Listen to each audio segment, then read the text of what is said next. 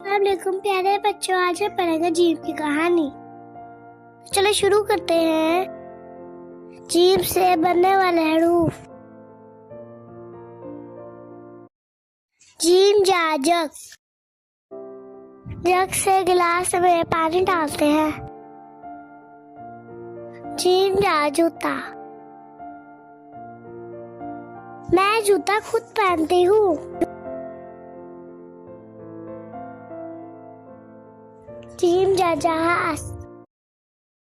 जहाज हवा में उड़ता है। जीम जा जानवर। जानवर जंगल में रहते हैं। जीम जा जुराबे।